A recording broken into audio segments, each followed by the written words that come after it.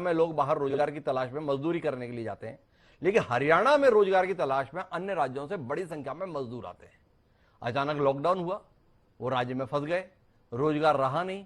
क्या कुछ आपकी सरकार उनकी देखरेख कर पाई या उन्हें अपने हाल पे छोड़ दिया गया?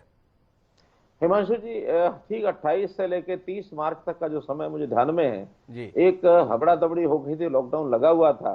दिल्ली की घटना ने और सारे इन आसपास के प्रदेशों में एक थलथली मचा दी कि हम अपने अपने प्रदेश को जाएंगे, यहाँ नहीं रहेंगे, बहुत दिन तक लॉकडाउन खुलेगा नहीं। कोई कहता 6 महीने नहीं खुलेगा, कोई कितना। उनको घबराहट पैदा हो गई। कुछ हमारे विपक्ष के मित्रों ने घबराहट वैसी पैदा करवा भी दी। जी हमने, मुझे ध्यान में कौन 2 दिनों के अंदर किस प्रकार से संभाला। जितने लोग दिल्ली में इकट्ठे हो गए थे आनंद पर्वत, आनंद विहार में, जी आनंद विहार में कम से कम 50,000 लोग इकट्ठे हो गए थे। हमने रातों रात हरियाणा से बसें भेजी, उत्तर प्रदेश की बसें आई, हमारी कुछ 700 बसें, उन सब लोग को लेकर के, उत्तर प्रदेश की सब बसें उनको लेकर के, सारा दिल्ली का जो इकट्ठा हुआ, जो मजदूरों की भीड़ थी, उसको इकट्ठा करके हमने और उनके घरों तक पहुंचाया। अगर वो स्थिति उस दिन वहां हम नहीं संभाल पाते तो कितना बड़ा नुकसान हो सकता था। 50,000 से बल्कि 1 लाख तक भी लोग वहां इकट्ठे, ऐसे लोग बताते हैं। हमने उसको संभाला। उसके बाद जितने मजदूर सड़कों पर इधर उधर, माइग्रेंट लेबर जो है वो फैल गए, और जी कहीं किसी प्रांत से, कुछ लोग जम्मू कश्मीर से हमारे यहाँ आए, कुछ पंजाब से आए हुए थे, राजस्थान से भी आए हुए थे, कोई उत्तर प्रदेश जाने वाला, कोई बिहार जाने वाला, सबके लिए हमने उसी रात को शेल्टर्स बनाए। और जो शेल्टर्स बना करके उन शेल्टर्स होम में 550 शेल्टर्स होम बनाए हमने।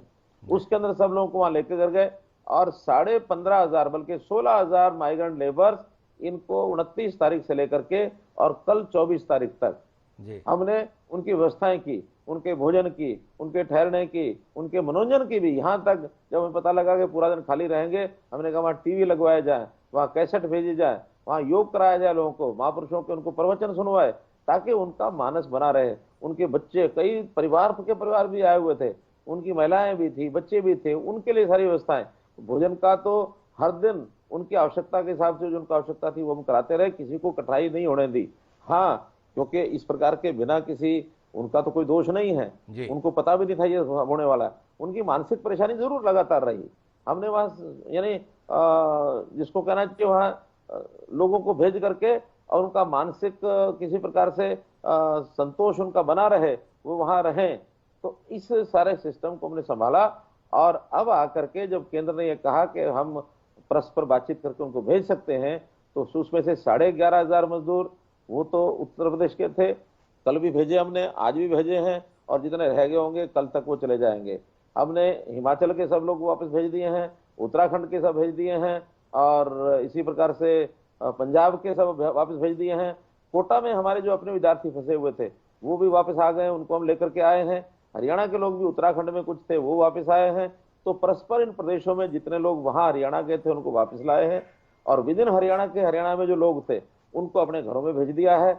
आज बहुत कम, मैं समझता हूं उन 15,500 में से मात्र 5 या 6,000 लोग ऐसे बचे हैं, बहुत दूर प्रदेशों के हैं, चाहे उसमें बिहार के हैं, उसमें कुछ मध्य प्रदेश के भी अब एक आध दिन में जाने शुरू हो जाएंगे, महाराष्ट्र के लोग हैं, इवन तमिलनाडु से भी, इवन केरल से भी, बहुत कम संख्या में जी 9 लोग उसमें गुजरात के भी हैं।